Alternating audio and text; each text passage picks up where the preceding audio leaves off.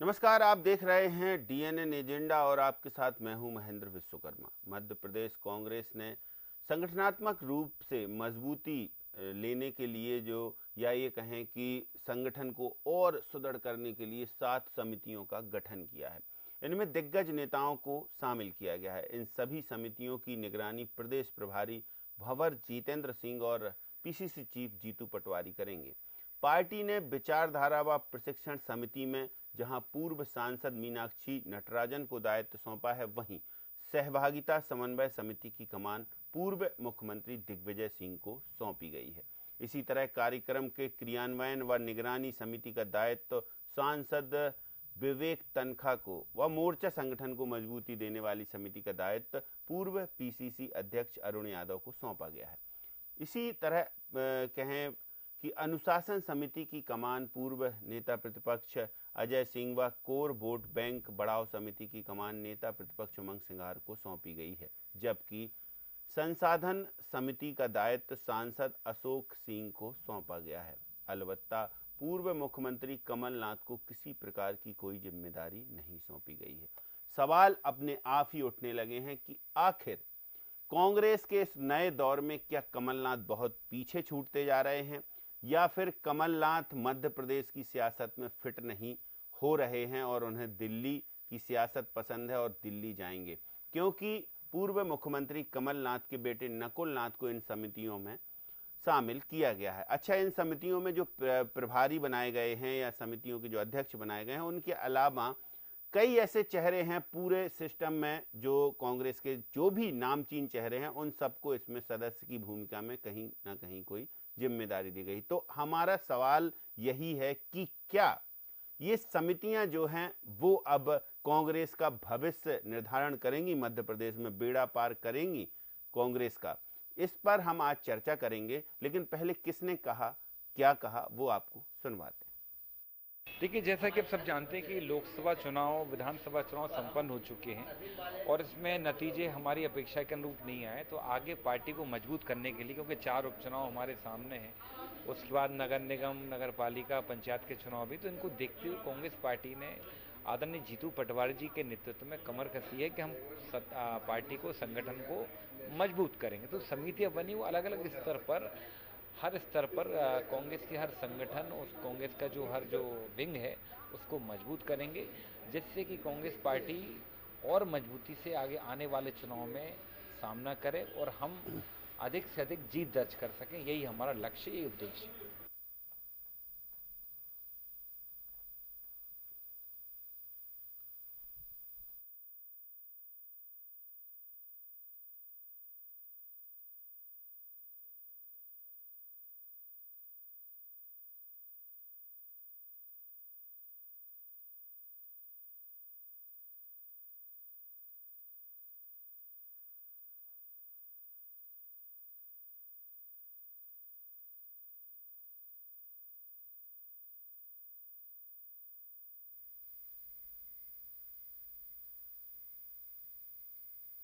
तो चलिए चर्चा शुरू करते हैं। हमारे साथ 3 खास मेहमान एक्सपर्ट मौजूद हैं, स्टूडियो में मौजूद हैं। रवि अवस्थी जी पॉलिटिकल एडिटर हैं, खिलावन चंद्राकर जी वरिष्ठ पत्रकार और डॉक्टर राजेश जौहरी वरिष्ठ पत्रकार हमारे साथ मौजूद हैं।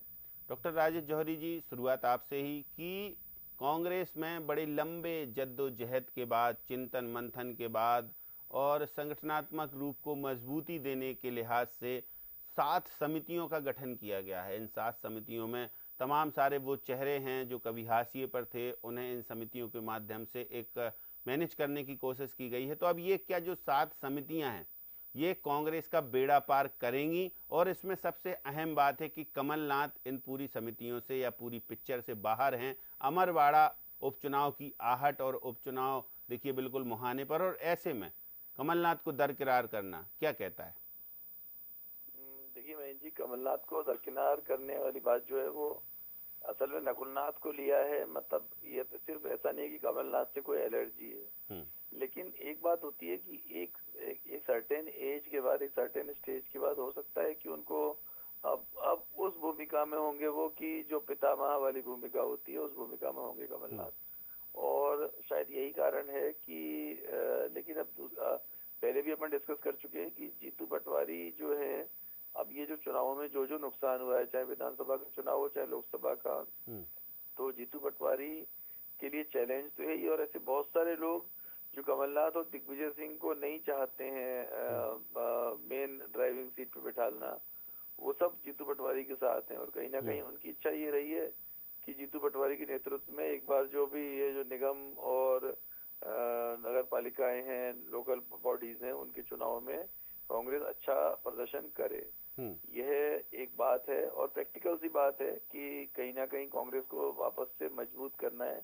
और एक बात और आपको बहुत अच्छी जो महेंद्र जी बतानी थी कि अब एक पहली इन समितियों को बनाना और खुद कांग्रेस के लोगों का मानना कि कांग्रेस का मनोबल कमजोर है और उसको मजबूत करना जरूरी है, संगठन थोड़ा कमजोर है, संगठन को मजबूत करना जरूरी है। ये बात पहली बार ऐसी प्रैक्टिकल बात दिख रही है। नहीं तो अभी तक तो क्या हो रहा था कि कांग्रेस इतने जोश में थी कि अरे वाह, हम तो चुनाव जीत गए, हम लोग तो लोकसभा का चुनाव जीत गए हैं।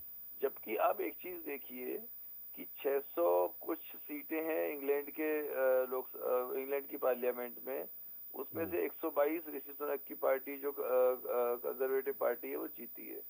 और उसके बाद और अपने यहाँ 545 में 43 में से 99 जीती है। लगभग सेम परसेंटेज है। अगर देखा जाए तो जितना कांग्रेस जितना परसेंट जीती है उतने ही परसेंट वहां पर कंजर्वेटिव पार्टी जीती है इंग्लैंड में। पर उसको जैसे ही रिजल्ट आया, ऋषि सुनक ने हार मानना तो एक तरफ है, वो तो बात है ही, साथ में माफी मांगी है अपनी पार्टी नहीं से। तो ये समितियां कायाकल्प करेंगी कांग्रेस का, सवाल फिर वही। हाँ, तो ये इसलिए ऐसा लग रहा है कि ये पहली बार प्रैक्टिकल अप्रोच है कि जोश में नहीं है कि हमने तो चुनाव जीत लिया है, तो अब वो पहली बार वो मान रहे हैं कि नहीं जीता है, तो इसलिए वो कहीं ना कहीं कायाकल्प कर सकती है। नहीं तो अभी तक तो बहुत सारे लोग तो इसी खुशी में घूम रहे हैं कि अरे अपन ने मोदी को हरा दिया, 400 पार नहीं होने दिया। तो ये प्रैक्टिकल अप्रोच है कांग्रेस। मध्य प्रदेश में नए सिरे से एक कवायद शुरू हो रही है। अब इन समितियों में जो इनको प्रभार या जिम्मा सौंपा गया, क्या वो संतुलन बिठा पाएंगे? जैसे आपने कहा कि दिग्विजय सिंह से थोड़ा सा या कमलनाथ से जो सीनियर लीडर है, टॉप मोस्ट सीनियर लीडर, उनसे इतर जीतू पटवारी के साथ खड़े हैं युवा चाहते हैं बदलाव। तो खिलावन चंद्राकर जी, इस बात से आप कितना सहमत है कि दिग्विजय सिंह को भूमिका है पर कमलनाथ को नहीं है, नकुलनाथ हैं? देखिए, मुझे लगता है यदि नकुलनाथ समिति में शामिल है तो हमको मान के चलना चाहिए कि कमलनाथ की भूमिका इसमें है। देखिए, कमलनाथ उम्रदराज नेता हो गए हैं और कई बार वो मुझे लगता है कि जिस तरह से उनकी कार्यप्रणाली चल रही है उससे वो लगता है मुख्य धारा में बने रहना खुद नहीं चाहते। और क्योंकि अपने पुत्र को हर काम में आगे बढ़ाते हैं, इसलिए मुझे लगता है कि विचार विमर्श करके ही कुछ निर्णय लिया गया होगा। हाँ, ये महत्वपूर्ण है कि अपने कार्यकाल के लंबे समय बाद प्रदेश कांग्रेस कमेटी के अध्यक्ष ने इस तरह के संचालन समितियों का गठन किया है और इस तरह की समितियां गठित होती रही हैं और बड़े लीडर को, जो और लीडर हैं मध्य प्रदेश के, सब बड़े लीडरों को उसमें स्थान मिलता रहा है। जिस तरह से कमेटियों, सातों कमेटियों में दोनों सांसदों को लिया गया है, दिग्विजय सिंह भी शामिल है, पूर्व मंत्री केंद्रीय मंत्री अरुण यादव भी शामिल है, पूर्व नेता प्रतिपक्ष भी शामिल है, नेता प्रतिपक्ष भी शामिल है। तो मुझे लगता है कि इसी तरह से बहुत सारे जो द्वितीय लाइन के दूसरे पंक्ति के जो कांग्रेस के नेता हैं उनको भी कमेटियों में शामिल किया गया है। किसी न किसी तरह उनकी भागीदारी सुनिश्चित की गई। देखिए, चुनाव में हार जीत अलग है। कई बार लंबे फेर में हार जाती है, फिर पुनर्प्रादुर्भाव हो जाता है पार्टियों का, राजनीतिक दलों का, और अगले चुनाव जीत जाते हैं। तो मुझे लगता है कि संगठन को मजबूत करना सबसे महत्वपूर्ण बात होती है। यदि आपका संगठन मजबूत है, अंतिम पंक्ति के कार्यकर्ता तक आपका संगठन पहुंचा हुआ है, तो मुझे लगता है कि चुनाव में आपकी आने वाले चुनाव में या होने वाले चुनाव में या भविष्य में जो चुनाव होंगे उसमें निश्चित रूप से आपकी सहभागिता जो है बढ़ती है और बेहतर परिणाम की अपेक्षा आपको रहती है। तो मुझे लगता है कि जिस तरह की कमेटियां गठित की गई है और जिन लोगों को लिया गया है, पर्याप्त संतुलन की कोशिश संभव तक की गई है।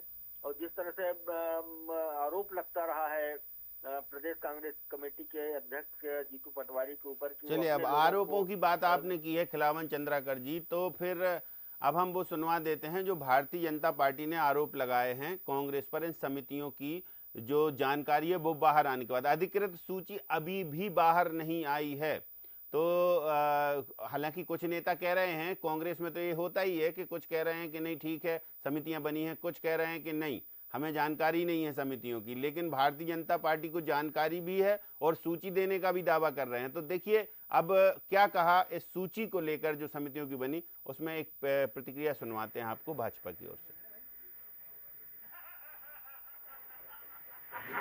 मध्य प्रदेश में कांग्रेस की करारी हार के बाद 2 दिवसीय संगठनात्मक मंथन बैठक कांग्रेस की हुई।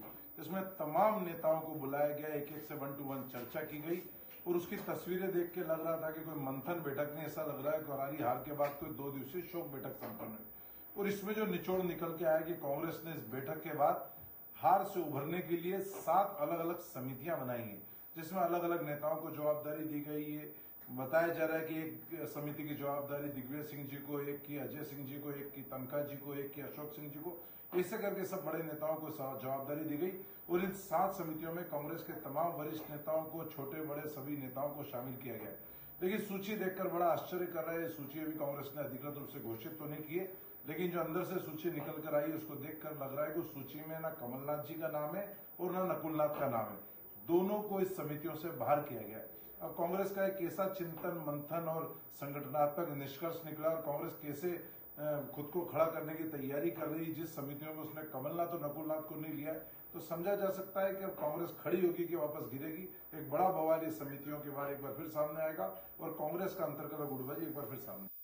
जी रवि अवस्थी जी, देखिए नकुलनाथ का नाम तो शामिल है, लेकिन ये जो सूची है ये कांग्रेस की जारी होने से पहले ही भाजपा के खेमे में, और भाजपा के नेताओं की प्रतिक्रिया कैसे देखेंगे इसे?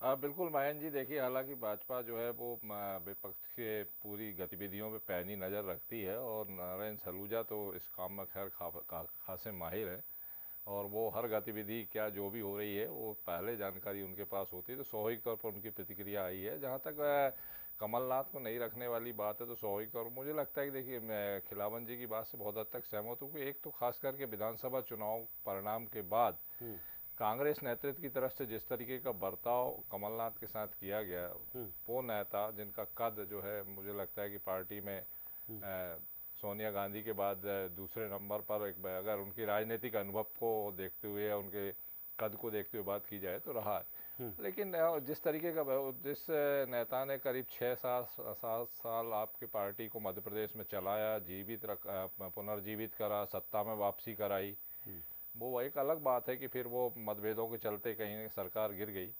लेकिन एक तरीके से इतना बड़ा योगदान के बावजूद जिस तरीके का बर्ताव विधानसभा चुनाव परिणाम के बाद उनके साथ हुआ, उससे कमलनाथ कहीं ना कहीं खफा नजर आते हैं। देखिए पहले चर्चा आती है कि वो बीजेपी का दामन थाम रहे हैं, दोनों पिता पुत्र दिल्ली भी पहुंच जाते हैं, तमाम बिल्कुल अंतिम मोड़ पर जो है वो फिर बात टल जाती है।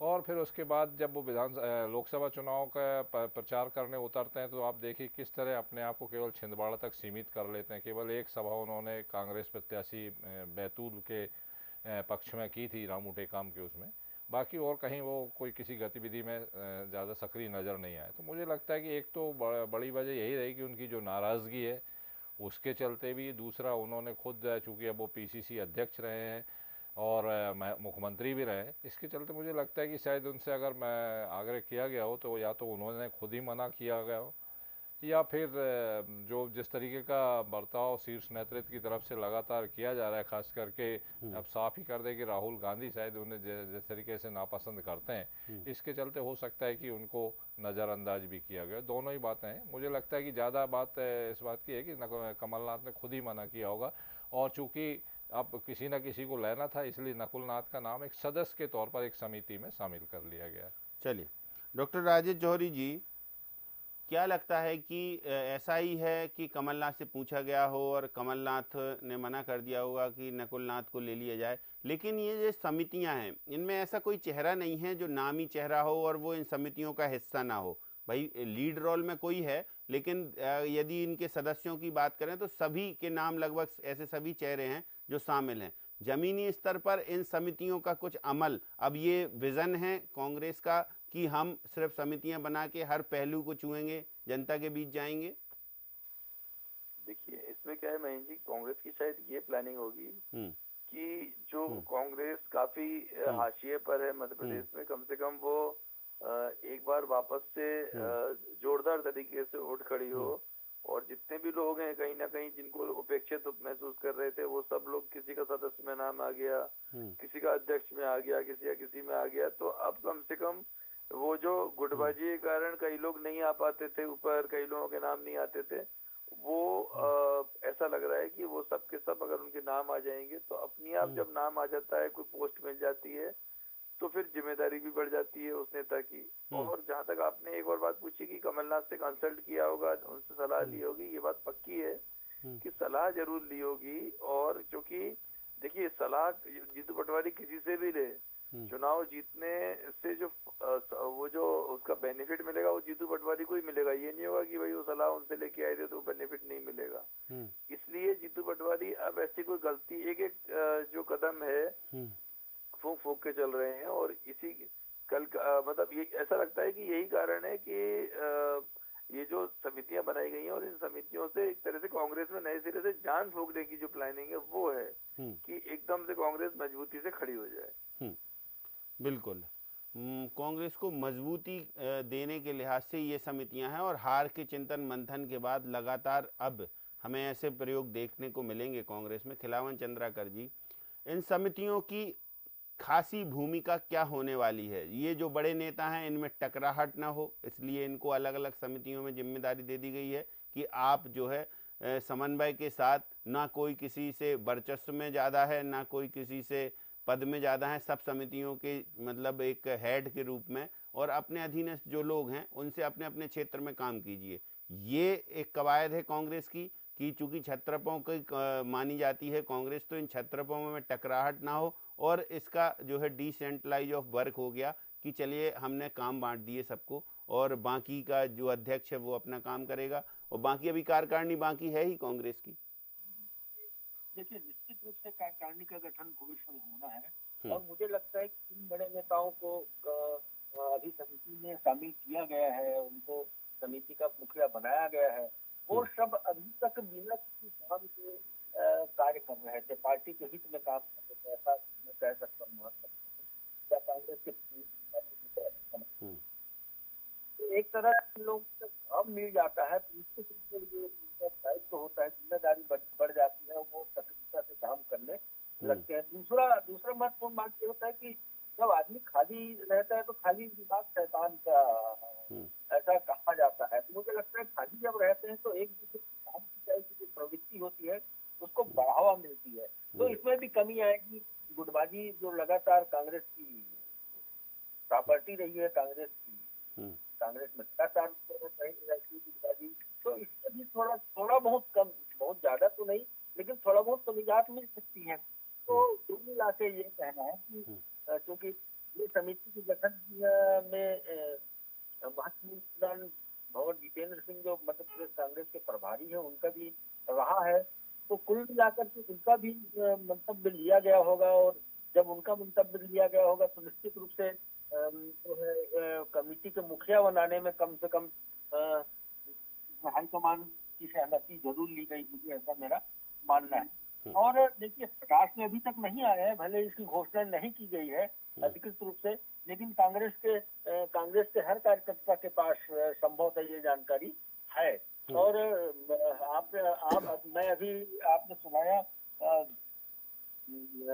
सलूजा जी से की बात सुनने को मिली, तो सलूजा जी के पास कमेटी की सूची हो सकती है, क्योंकि सलूजा जी बहुत सक्रिय राजनीति में हैं और उनके सोच बहुत तगड़े हैं, इसलिए मैं मान सकता हूँ उनके पास कमेटी की सूची पहुंच सकती है। लेकिन मुझे लगता है कुल मिला के आप चुनाव अभी उपचुनाव को इसको छोड़ दें, हम तो जो अमरवाड़ा में हो रहा है उसको छोड़ दें, तो मुझे लगता है तो चुनावी सीजन भी नहीं है।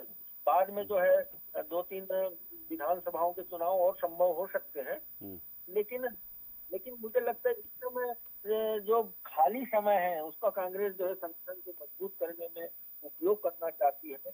और किसी भी चुनाव को जीतने के लिए मैंने पहले ही कहा आपसे कि किसी भी चुनाव को जीतने के लिए रूट लेवल पर संगठन का होना बहुत जरूरी होता है। यदि आपने अपने संगठन को, पार्टी की गतिविधियों को रूट लेवल तक नहीं पहुंचाया तो जीत की संभावनाएं जो है बहुत कम हो जाती है। तो मुझे लगता है कि ये जो समय है, काल है, ये जो अवसर है उसका सदुपयोग करना चाहती है कांग्रेस। और आने वाले दिनों में आप देखेंगे, मुझे लगता है कि लगभग जो मध्य प्रदेश कांग्रेस कमेटी के जो कमेटी बनना है, गठित होना है, जिसमें अध्यक्ष, उपाध्यक्ष, सचिव इत्यादि का महासचिव का चुनाव होता है, मुझे लगता है कि महासचिव का मनोनयन होना, ये लगता है मुझे कि इस पर हो रहा होगा। और जिस तरह से अभी भवन जितेंद्र सिंह ने कहा कि 10-15 दिन में हम मध्य प्रदेश कांग्रेस कमेटी का गठन कर देंगे। बिल्कुल, कमेटी का गठन भी अभी होना बाकी है राजेश जौहरी जी। तो कमेटी के गठन में इन समितियों के जो प्रभारी हैं या समितियों में जो सदस्य हैं वो चेहरे भी देखने को मिलेंगे कि इससे इतर पहले ये कवायद पूरी कर दी गई कि हमने ये जिम्मेदारी आपको दे दी है, अब इससे इतर हम कार्यकारिणी घोषित करेंगे, ऐसा देखने को मिलेगा या फिर यही चेहरे कार्यकारिणी में नजर आने वाले? देखिए, इसके दो मतलब निकलते हैं। एक तो ये कि ये समितियां बना दी तो बहुत सारे लोगों को एडजस्ट कर दिया, तो कोई ये नहीं कह सकता कि भाई हमारी पूछ नहीं हुई। और उसके साथ ही अब जो कमेटी इसके लिए बनेगी वो लोग की रहेगी जिसको जीतू पटवारी चाहते हैं। ठीक बात। तो हाँ, तो उससे क्या होगा कि अगर कोई नाराज इसलिए नहीं होता कि भाई देखो आपको समिति में लिया है, आपको इसका अध्यक्ष बनाया है, आपको इसका सदस्य बनाया है और आपकी बहुत बड़ी जिम्मेदारी है इस संगठन को मजबूत करने की। एक बात तो ये है। और दूसरा मतलब ये लगाया जा सकता है कि कमेटी बनाने से पहले सारी समितियां बनाई और उसी में से जो बेस्ट लोग निकाल के उनको टिकट के लिए जो टिकट देने हैं या फिर जो दूसरे जो भी कुछ करना है चुनाव को लेके, चुनाव संचालन को लेके, उसमें उनका इस्तेमाल करना है। तो अब दोनों में से कौन से ऑप्शन पर ज्यादा ध्यान दिया जाता है जीतू पटवारी की नेतृत्व वाली जो संगठन है उसमें, ये देखने वाली बात होगी। और इसमें अभी अपने को समय लगेगा देखने में, लेकिन ऐसा लगता है कि अभी उन्होंने विन विन सिचुएशन रखी है जीतू पटवारी के लिए कि दोनों में से कुछ भी होगा तो वो अपना जब समय आने पर कैसी परिस्थितियां होंगी, क्या स्थितियां होती, क्या इसके रिएक्शन, अभी तो इन समितियों के रिएक्शन भी आएंगे। कोई आदमी बोलेगा कि मेरे को इसमें क्यों नहीं लिया, या मुझे उससे नीचे रखा, या मुझे इस तरह की कई बातें आएंगी। तो फिर उस सब समय को देखते हुए फिर वो डिसाइड करेंगे। तो बड़ा सोच समझ के और बड़ा बुद्धिमत्तापूर्ण से उन्होंने ये डिसीजन लिया है समितियां बनाने का। चलिए, एक बहुत अच्छा डिसीजन है डॉक्टर राजेश जौहरी कह रहे हैं, लेकिन कार्यकारिणी हो सकता है, देखिए एफ एन भट्ट की बात कर रहे हैं राजेश जौहरी जी, कि हो सकता है कि इसी जो समितियां हैं इनमें से वो चेहरे नजर आए जो कार्यकारिणी घोषित होनी बड़े लंबे समय से अटकी है, या फिर ये भी हो सकता है कि इससे इतर जिसको जीतू पटवारी चाहते हो वो कार्यकारिणी का हिस्सा बने। तो क्या लगता है रवि अवस्थी जी, ऐसा भी हो सकता है? लेकिन एक बात तो कह रहे हैं डॉक्टर राजेश जौहरी और खिलावन चंद्राकर जी कि कांग्रेस में इस तरीके का जो प्रयास है वो निश्चित ही संगठनात्मक रूप से एक मजबूती देने के लिए एक अच्छा प्रयास माना जाएगा। देखिए महेंद्र जी, मुझे लगता है कि जीतू पटवारी जिस तरीके से कहते रहे कि वरिष्ठों का भी सहयोग लिया जाएगा, मुझे लगता है कि ये जो समितियां बनाई गई हैं इसमें कहीं ना कहीं इसी बात को साधने की कोशिश की गई है। उदाहरण के तौर पे अब दिग्विजय सिंह को आप कार्यकारिणी में क्या पद देते, इसीलिए उनको एक समिति बना के उसका हेड बना दिया। मीनाक्षी नटराजन पूर्व सांसद हैं, लंबे समय से उनकी सक्रियता सबको पता है, तो उन्हें भी इसी तरह से एक निगरानी समिति में उनका दायित्व दे दिया गया। अजय सिंह, तो मुझे लगता है कि ये एक समितियां बनाकर एक तरीके से सम्मानित मतलब जो सम्मानजनक कह सकते हैं कि जो वरिष्ठ दिग्गज नेता है उन्हें साधने की कोशिश की गई। हालांकि समितियों का कोई बहुत मुझे नहीं लगता कि जो नाम समितियों के सामने आया उसको लेके कोई बहुत बड़ा काम होने वाला है, क्योंकि देखिए कोऑर्डिनेशन का काम तो दिग्विजय सिंह पहले भी 2018 में भी करते रहे हैं, 2023 के चुनाव में से पहले भी उन्होंने कोऑर्डिनेशन का काम करा। और ख़ास करके वो असंतुष्ट नेता जिन्हें टिकट नहीं मिलता या किन्हीं कारणों से वो हाशिए पर है, उन्होंने लाने का काम करा। कुछ हद तक सफलता भी उन्हें मिली, 18 में तो काफ़ी बड़ी सफलता मिली थी। लेकिन अब देखा गया कि वक्त के साथ देखिए किस तरीके से 2023 के चुनाव में जो परिदृश्य सामने आए थे वो अपने भाई को नहीं कोऑर्डिनेट कर पा रहे हैं, कमलनाथ से कोऑर्डिनेट नहीं कर पाए। ठीक है, अब आगे कैसे करेंगे वो अलग बात है। इसी तरह अब अनुशासन समिति है, अनुशासन समिति में अजय सिंह को दायित्व सौंपा गया है, देखा गया है कि कितने अनुशासन का पालन होता है। लोग बी फार्म तक बदल देते हैं और कुछ नहीं होता, फिर चुनाव लड़ते हैं। तो ये एक कार्यशैली है। कांग्रेस के नेता भली भांति जानते हैं कि होना कुछ नहीं है, केवल एक संतुष्ट करने के लिए, एक सम्मान देने की दृष्टि से मुझे लगता है ये समितियों, अब जैसे उदाहरण के तौर पे संगठन को मजबूत करने वाली समिति का दायित्व अरुण यादव को सौंपा है।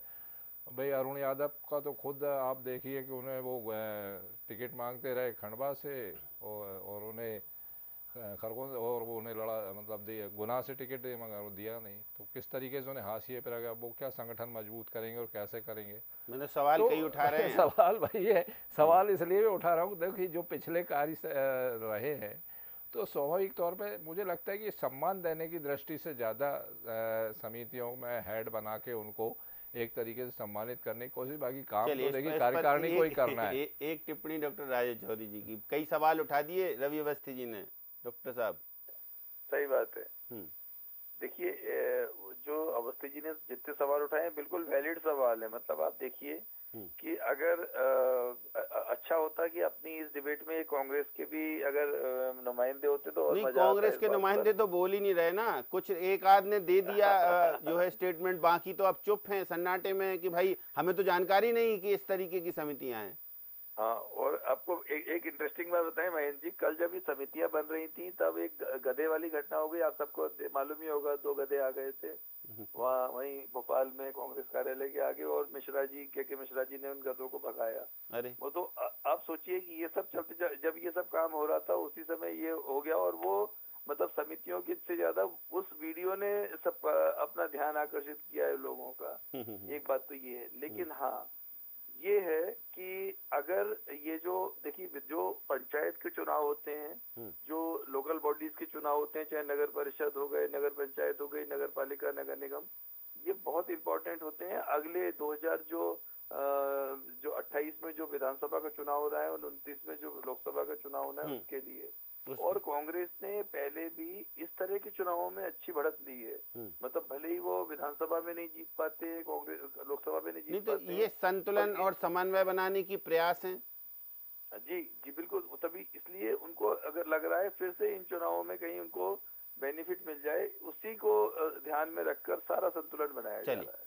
ठीक है, बहुत शुक्रिया डॉक्टर राजेश जौहरी हमारे साथ शामिल होने के लिए चर्चा में। और खिलावन जी आपका भी धन्यवाद, रवि अवस्थी जी आपका भी शुक्रिया। तो देखिए, दिग्गज नेताओं को इन समितियों में तवज्जो देने के पीछे कई रणनीति छिपी हुई दिखाई देती हैं। जैसा रवि अवस्थी जी ने कहा कि हो सकता है कि जो इन समितियों में है, 7 समितियों में, वो कार्यकारिणी में नजर ना आए, या फिर इन्हीं में से जो उपयोगी हैं वो कार्यकारिणी में दिखाई दें, या दूसरा पहलू ये है कि जो जिम्मेदार हैं उनको अलग अलग दायित्व देके कंट्रोवर्सी खत्म की जा रही है कि कोई टकराव ना हो, या फिर ये जो जिम्मेदार हैं जिनको जिम्मेदारी दी गई है, पूर्व में इनके अनुभव कांग्रेस के लिए थोड़ा सा कटु साबित हुए हैं, लेकिन अब क्या मीठे होंगे या फिर संतुलन बनाने में, समन्वय बनाने में, कांग्रेस को एकजुट करने में सकारात्मक भूमिका निभाएंगे, कांग्रेस को मजबूती देंगे। सवाल कई हैं इन समितियों को बनाने के पीछे, लेकिन कमलनाथ की समितियों से दूरी खुद की इच्छा है, या फिर पार्टी या जीतू पटवारी या प्रभारी जितेंद्र सिंह चाहते हैं कि कमलनाथ थोड़ा दूर ही रहें तो ही ठीक है। सवाल कई छोड़कर जा रहे हैं, इन सवालों के धीरे धीरे जवाब मिलेंगे। आपको हर जवाब लेकर हम हाजिर होंगे। तब तक के लिए दीजिए इजाजत। डीएनए एजेंडा में इतना ही। मुझे दीजिए इजाजत। नमस्कार।